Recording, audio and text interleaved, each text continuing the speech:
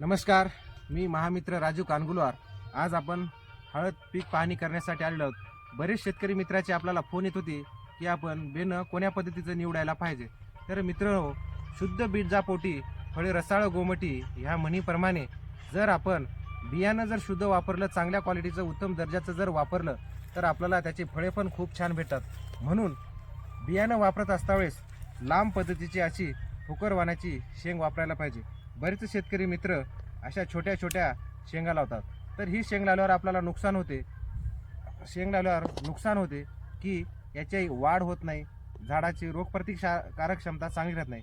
जर आपण शेंग लावल्यानंतर झाडाची ही जी वाढ आहे हळदीची खूप छान होते आणि रोगप्रतिकारक क्षमता चांगली राहते आणि त्यानंतर फुटव्यांचं प्रमाण देखील तुम्हाला खूप छान राहते व आवरेज जबरदस्त येते। आता बरेच शेतकरी बंडा लावतात, बंडा लावल्यावर याच्यापेक्षा पण छान येते हळद, पण बंड्यावर जर समजा सडीचं प्रमाण आलं तर सड ही बंड्यावर कंट्रोल होत नाही।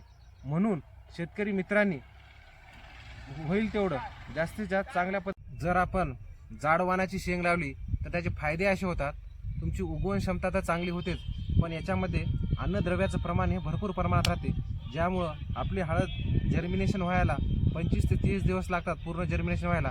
आणि तोपर्यंत त्याचं जर्मिनेशनसाठी अन्नद्रव्य म्हणून आपल्याला या हळदीच्या माध्यमातून भरपूर प्रमाणात निघते।